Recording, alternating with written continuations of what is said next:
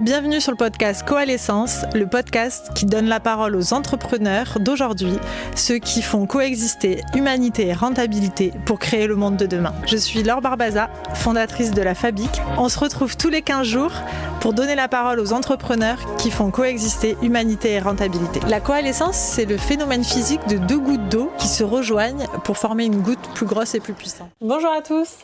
Aujourd'hui, je vous retrouve pour un épisode solo du podcast Coalescence et je vais vous partager une expérience que je vis depuis 1 an. C'est le fait que j'ai testé les entrepreneurs du digital. Je vais vous faire mon retour d'expérience.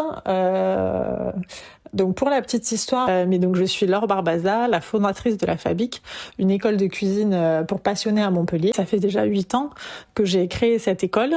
J'ai plutôt un business assez traditionnel où c'est une école, donc c'est un centre de formation. J'ai des locaux à Montpellier, j'ai des salariés, on est 4. Et puis j'ai des clients, à peu près 1000 clients par an qui viennent soit faire des formations, soit prendre des cours de cuisine. Et en fait, en 2024, même depuis quelques années, j'étais sur LinkedIn, les réseaux sociaux.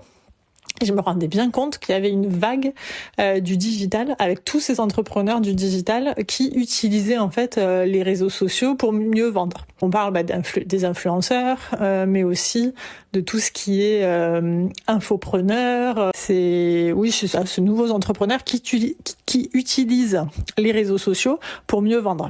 Et souvent en plus, on a des discours très valorisants dans le sens où c'est des personnes qui parlent très facilement de l'argent, aussi qui parlent de la manne financière en fait que représentent les formations en ligne, utilisent le marketing digital, utilisent les neurosciences, toutes ces notions autour du digital qui m'étaient complètement inconnues parce que moi j'étais plutôt un business très traditionnel. Et puis mes amis entrepreneurs avec qui je partage ma vie entrepreneuriale, sont plutôt des dirigeants d'entreprises, d'entreprises classiques. Donc très loin de ce monde un peu du digital. Et d'ailleurs, c'est vrai que c'est quand même assez mal vu. Alors, je m'entends quand je dis mal vu, c'est que, il y a vraiment une fracture entre ces entrepreneurs du digital et les entreprises classiques. Je sens bien qu'il y a une espèce de barrière entre les deux et qu'il y a assez peu de porosité en fait entre les deux mondes. Et moi en même temps ça m'appelait dans le sens où ça attirait ma curiosité. Je me suis dit mais ça se trouve en ne faisant pas partie de ce monde et en connaissant pas en fait le mode de fonctionnement et les codes de ce monde du digital, peut-être que je suis en train de louper le train qui permettrait de faire exploser la croissance de mon entreprise, quoi. Il y avait vraiment ce truc de attends, si je vais pas creuser cette partie ce monde du digital, je vais passer à côté peut-être d'une opportunité fondamentale pour mon entreprise et quand même ça serait dommage. Donc, je décide en début 2025 de participer donc au Château des Entrepreneurs. Donc c'est un événement organisé donc par Alice Catelino et Laurine Bemer. Donc c'est les stars des réseaux sociaux. Laurine Bemer, donc la meuf en rouge, et Alice Catelino, Alice Cat Design. Elles deux, elles ont plus d'1 million de followers sur les réseaux, elles utilisent le marketing digital, c'est vraiment le cœur de leur business. Et donc du coup, je me dis ça va être l'occasion de rencontrer en fait tous ces entrepreneurs du digital, de voir si ça te plaît, si ça te plaît pas, de comprendre un peu les codes, et l'idée du Château des Entrepreneurs, parce que ça pour le coup ça me parlait. Moi j'avais besoin quand même d'événements physiques parce que là des visios toute la journée c'est compliqué pour moi et j'avais besoin de rencontrer les gens. Et donc en janvier 2025, il y avait 2 jours du Château des Entrepreneurs. Donc je prends ma place en me disant de toute façon j'ai rien à perdre, on va voir. J'en parle à mes amis entrepreneurs classiques qui me disent mais qu'est-ce que tu vas faire là-bas alors, mais n'importe quoi, ils regardaient en plus les profils d'Alice et de Laurine, ils me disaient mais c'est pas des vrais entrepreneurs ça, qu'est-ce que tu vas faire là-bas? Je dis écoute, et moi je disais non mais attends, moi ce qui est important pour moi c'est de découvrir ce nouveau monde, on sait jamais, ça se trouve je vais avoir des révélations, ou ça se trouve je vais me dire non mais en fait ça me plaît pas du tout, mais au moins comme ça j'arrêterai d'être dans le questionnement et dans l'inconnu, quoi. Donc c'était un week-end où on était 40 entrepreneurs et là en fait je me rends compte que je suis quasiment une des seules à avoir une entreprise classique. En fait, je me retrouve avec 40 entrepreneurs, solo-entrepreneurs ou des personnes qui étaient en création d'entreprise, mais plutôt dans le monde du digital. Donc il y avait des coachs Instagram, il y avait des business coachs, il y avait des personnes qui lançaient des programmes, en fait beaucoup de formations en ligne, soit sur les Meta, soit sur Facebook, soit sur tout ce qui est Google Ads, et plutôt des entrepreneurs voilà, du monde du digital, ce qui faisait sens en soi, parce qu'en fait voilà, c'était le monde du digital, des entrepreneurs du digital, et moi ça me permettait d'aller à la rencontre de ces gens-là. Lors de ce week-end-là, j'ai été marquée par le fait que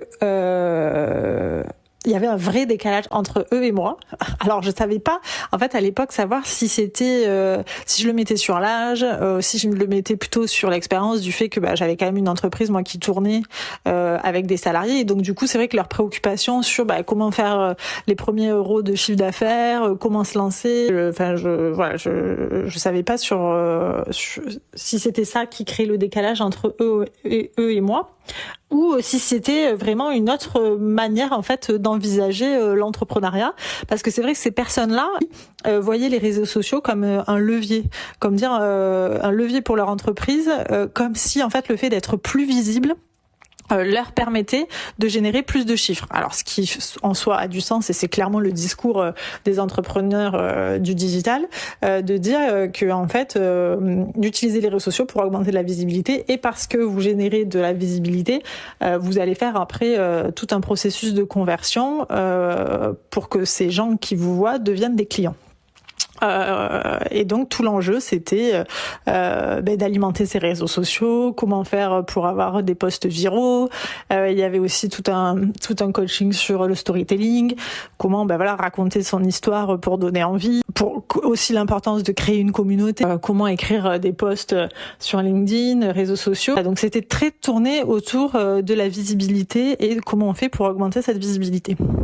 Et en fait, ce qui était intéressant, c'est que finalement, moi, ça me renvoyait au tout début, quand j'ai lancé la Fabic en 2018, parce qu'en fait, j'avais cette croyance en fait qui était que plus on allait m'entendre et plus les gens allaient me voir, plus ça allait générer du business en face. Il y avait une espèce d'évidence que ça allait se passer comme ça.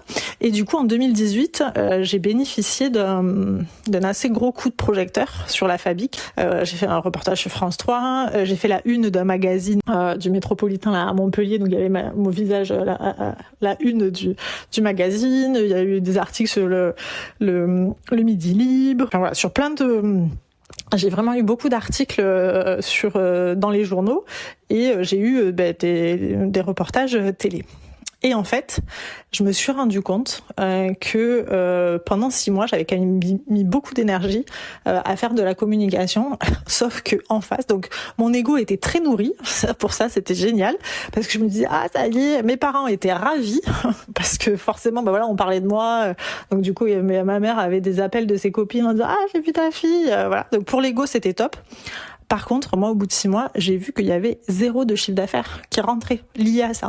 Tout le monde me disait que c'était génial, la Fabic, mais par contre, ça m'a pas apporté les clients.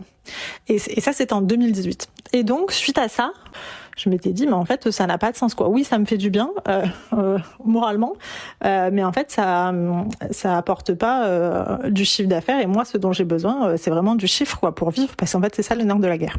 Et donc, suite à ça, j'avais arrêté, en fait, de mettre de l'énergie dans la communication. Les réseaux sociaux, c'était vraiment très timide. Voilà, moi, j'étais vraiment focus sur mon métier, sur comment générer des clients. C'était quoi le problème à l'époque. Et à l'époque, la Fabic, on louait des cuisines professionnelles. Donc mon focus suite à cette expérience, c'était vraiment de me mettre sur le business. Et donc c'était rigolo qu'en 2025, je me retrouve en fait dans un événement d'entrepreneur où le sujet principal c'est la communication et la visibilité. Et en même temps, moi, j'avais ce recul de me dire que la visibilité, finalement, c'était un plus, mais que c'était pas essentiel. Et voilà. Et en fait, je me retrouvais dans ces entrepreneurs qui étaient là en recherche de visibilité. Donc je sentais ce décalage, même dans les discussions. Et en même temps, c'était un monde très nouveau pour moi, parce que voilà, tout ce qui est réseaux sociaux, je connaissais pas. Donc c'était très riche en enseignement. En fait, c'est comme si je levais un voile sur un monde que je connaissais pas. Et donc du coup, j'étais très émerveillée de voir tout ce qui se passait, de comprendre aussi tous ces codes, voilà, et de rencontrer aussi d'autres entrepreneurs qui me sortaient de mon écosystème classique. Et je comprends bien aussi assez vite que je suis la seule, en fait, une des seules dirigeantes d'entreprise à avoir une entreprise physique qui tourne, à avoir déjà du chiffre, que je suis potentiellement un attrait, dans le sens où je vois que les entrepreneurs là qui sont quand même en galère parce qu'ils sont créateurs d'entreprise et qu'ils cherchent à générer leur premier chiffre, qui se disent ah tiens elle a quand même une entreprise qui tourne, potentiellement je pourrais lui vendre des services, parce que comme je vous l'ai dit, il y avait quand même des entrepreneurs sur du Google, du Meta Ads, des entrepreneurs sur du storytelling, des entrepreneurs sur les réseaux sociaux, en fait tout ce que je ne faisais pas. Et donc, ils voyaient en moi une potentielle cliente et je pense aussi une potentielle vache à lait, parce que malgré tout, je sortais de leur écosystème classique. Donc forcément, j'ai eu quand même pas mal de personnes qui sont venues. Ah ben oui, c'est quoi tes besoins? Ah ben oui, ben tu sais, moi je propose ça.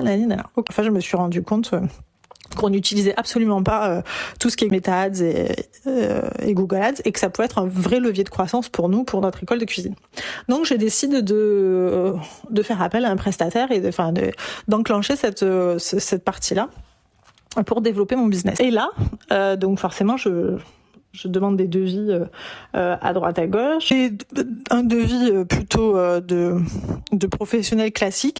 Quand je dis professionnels classiques, c'est plutôt des entrepreneurs qui sont pas forcément visibles sur les réseaux sociaux, mais qui vendent des prestations, par exemple de Google Ads et de Meta Ads. Voilà, donc j'ai un devis, me fournit un prix, et je décide quand même de faire des devis auprès de ces influenceurs, de ces personnes donc du monde du digital, qui font aussi du Google et du Meta Ads, et qui en plus sont très actifs sur les réseaux sociaux, utilisent les réseaux sociaux pour être visibles et pour développer leur business.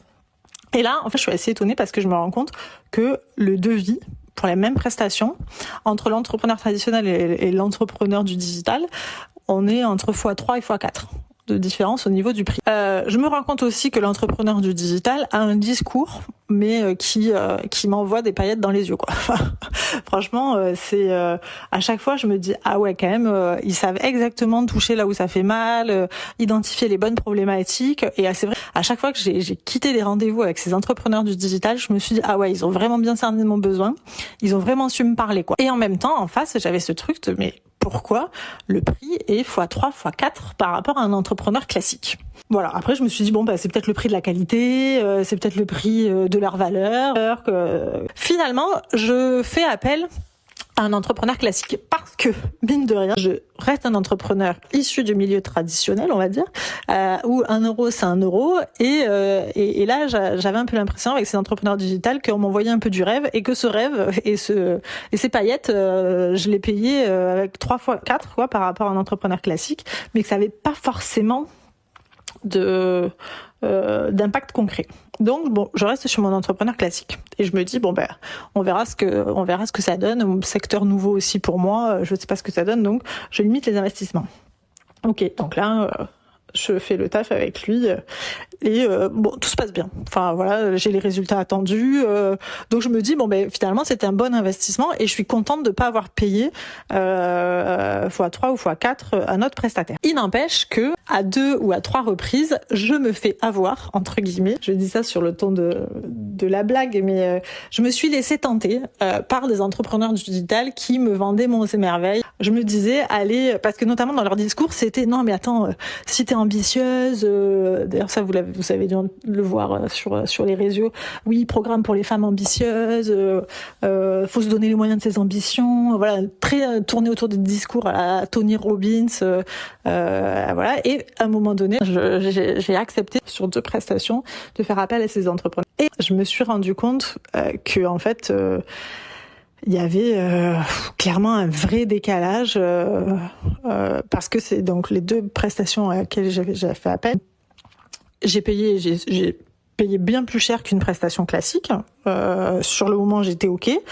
Et d'ailleurs, je l'ai fait en conscience. Je dis, bon, ben, on va voir, je donne la chance au produit, quoi. Je vais voir si, effectivement, tout ce qu'ils me promettent, ça va se réaliser. Et en fait, j'ai déchanté sur les deux prestations, dans le sens où, en fait, je me suis rendu compte que les deux personnes à qui j'ai fait appel étaient très bonnes pour être visibles, étaient très bonnes, avaient un super discours commercial pour appâter le client, en fait, pour signer, quoi, pour closer, comme ils disent. Mais par contre, en termes de réalisation concrète du travail derrière, c'était pauvre et c'était vide.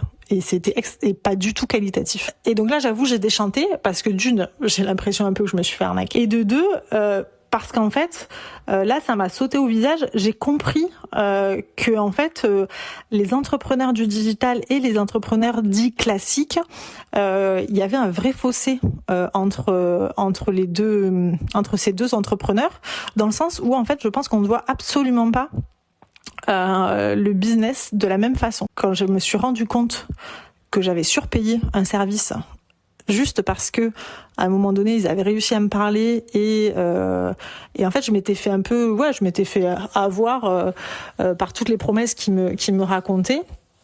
Je me suis dit, elle est où l'éthique des affaires là-dedans, en fait? Elle est où leur honnêteté? Parce qu'ils parlent beaucoup d'authenticité, moi je suis authentique et tout ça. Ok, mais en fait, elle est où ton honnêteté vis-à-vis de tes clients? Le respect aussi de tes clients.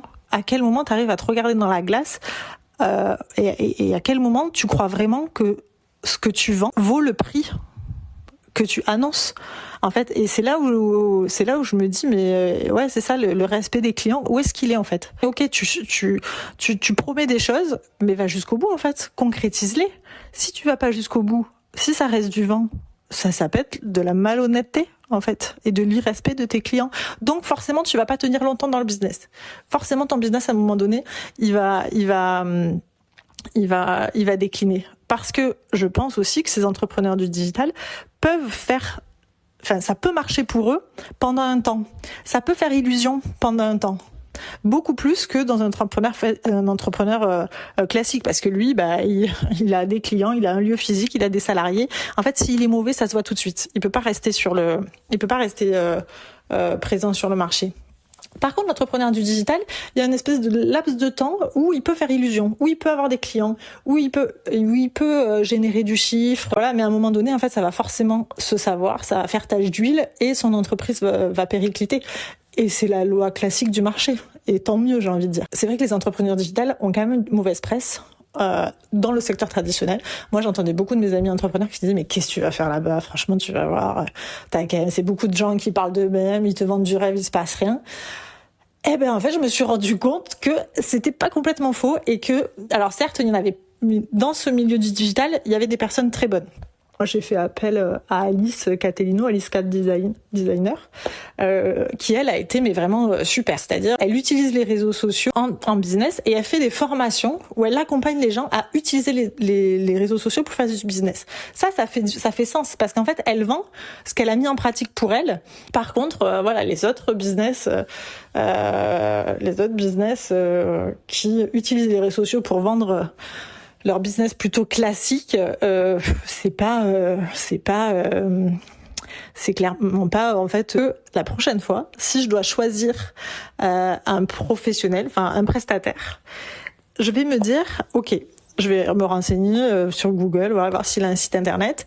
Le truc qui va être un red flag, ça va être si il est très visible sur les réseaux sociaux.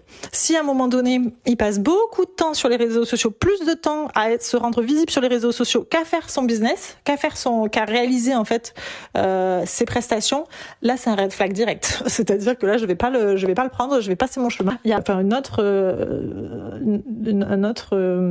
recommandation que je me ferai à moi-même et que je peux vous faire aussi, c'est que à un moment donné, si vous souhaitez faire appel à un prestataire, peu importe lequel, c'est quand même important de faire du bouche à oreille, de se renseigner autour des personnes, avec les personnes avec lesquelles vous travaillez, pour savoir s'ils connaissent, s'il y a des avis aussi, s'ils travaillent bien, et pas juste des commentaires sur les réseaux sociaux. Ah ouais, t'es trop bien, t'es trop inspirant, ah vraiment super, très juste ce que tu dis. Non, ça en fait, c'est pas gage de qualité du travail.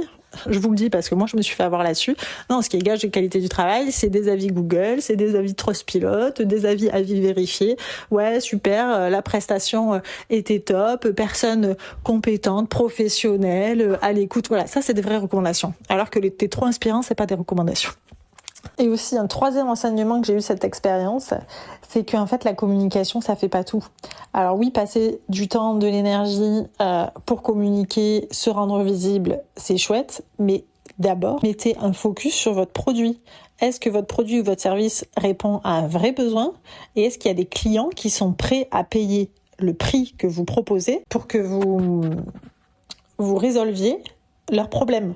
En fait, c'est ça la clé. Et c'est ça qui va vous générer du chiffre d'affaires.